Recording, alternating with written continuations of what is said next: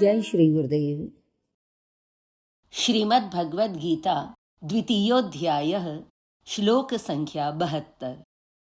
एषा ब्राह्मी स्थितिः पार्थ नैनां प्राप्य विमुह्यति स्थित्वा स्यामन्तकालेऽपि ब्रह्मनिर्वाणमृच्छति।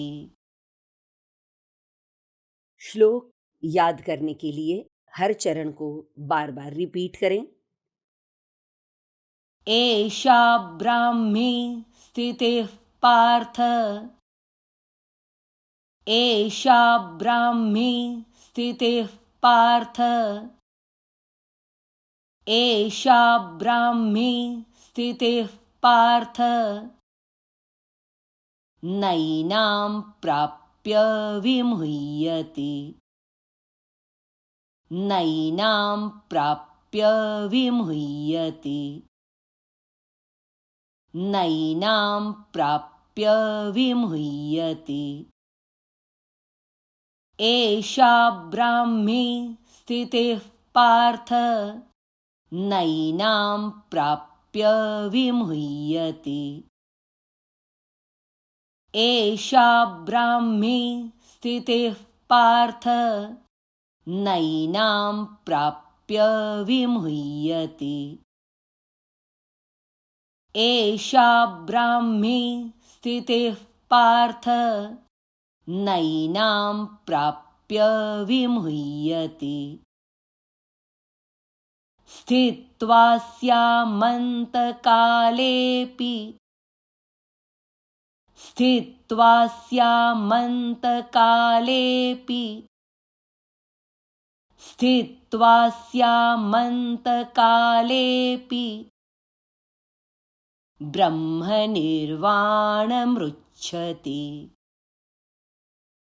ब्रह्मनिर्वाणमृच्छति ब्रह्मनिर्वाणमृच्छति स्थित्वा स्यामन्तकालेऽपि ब्रह्मनिर्वाणमृच्छति स्थित्वा स्यामन्तकालेऽपि ब्रह्मनिर्वाणमृच्छति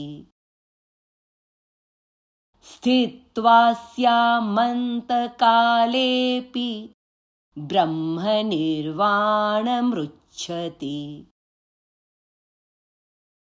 संपूर्ण श्लोक एक साथ। एषा ब्राह्मी स्थितिः पार्थ नैनां प्राप्य विमुह्यति स्थित्वा स्यामन्तकालेऽपि ब्रह्मनिर्वाणमृच्छति एषा ब्राह्मी स्थितिः पार्थ नैनां प्राप्य विमुह्यति स्थित्वा स्यामन्तकालेऽपि ब्रह्मनिर्वाणमृच्छति एषा ब्राह्मी स्थितिः पार्थ नैनां प्राप्य विमुह्यति स्थित्वा स्यामन्तकालेऽपि ब्रह्मनिर्वाणमृच्छति एषा ब्राह्मी स्थितिः पार्थ नैनां प्राप्य विमुह्यति स्थित्वा स्यामन्तकालेऽपि ब्रह्मनिर्वाणमृच्छति एषा ब्राह्मी स्थितिः पार्थ नैनां प्राप्य विमुह्यति स्थित्वा स्यामन्तकालेऽपि ब्रह्मनिर्वाणमृच्छति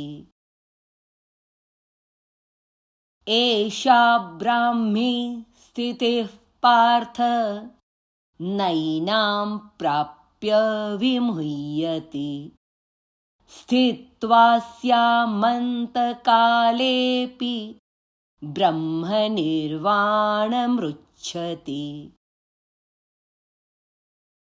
एषा ब्राह्मी स्थितिः पार्थ नैनां प्राप्य विमुह्यति स्थित्वा स्यामन्तकालेऽपि ब्रह्मनिर्वाणमृच्छति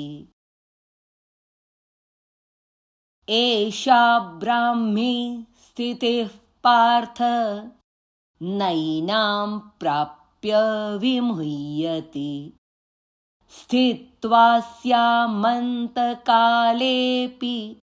ब्रह्मनिर्वाणमृच्छति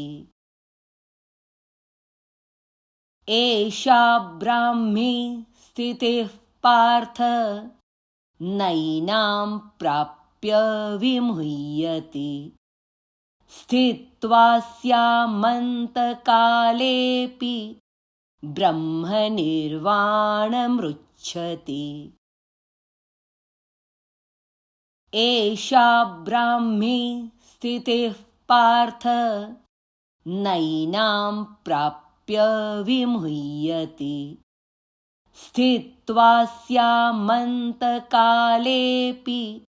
ब्रह्मनिर्वाणमृच्छति एषा ब्राह्मी स्थितिः पार्थ नैनां प्राप्य विमुह्यति स्थित्वा स्यामन्तकालेऽपि ब्रह्मनिर्वाणमृच्छति। हरि ओम तत्सत्।